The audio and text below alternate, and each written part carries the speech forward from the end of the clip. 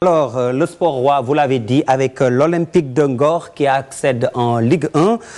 Large victoire du club du village traditionnel Lébou, 7-1 face à l'Etix ce vendredi au stade de Ngor. C'est pour le compte de la 14e et dernière journée de Ligue 2. Donc après 26 ans de traversée du désert, l'Olympique de Ngor retrouve l'élite.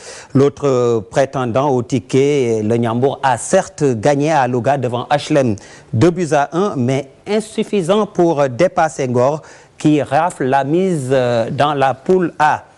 Confusion dans la poule B, match Stade de Mbour-Port qui n'est pas allé à son terme à Mbour, interrompu par des violences. Les deux équipes étaient directement en concurrence pour le billet qualificatif pour la Ligue 1 dans cette poule B. C'est le Port qui était en pole position avant cette rencontre. Aux instances compétentes de trancher le litige. Pour ce qui est de la 14e journée, le programme avec la Ligue 1 cette fois-ci, dans la poule A, au stade Demba Diop à 17 h. Dès ce samedi, nous avons US Ouakam Duc, et puis au stade Amadou Barry à la même heure, Guédiawaye Football Club GFC, donc face à Gorée.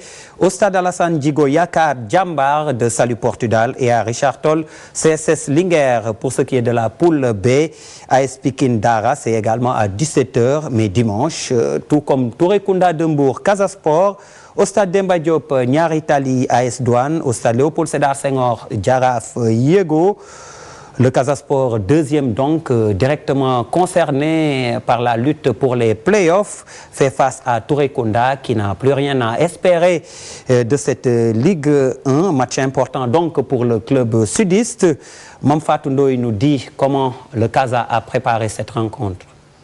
La disparition de Jules-François Bocondé hante encore les esprits. Le Casa Sport salue la mesure de la Ligue professionnelle d'avoir décalé d'une semaine la 14e journée de Ligue 1.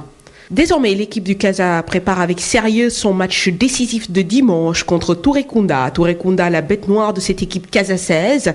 Sauf que cette fois-ci, les joueurs n'auront d'autre choix que de chercher la victoire.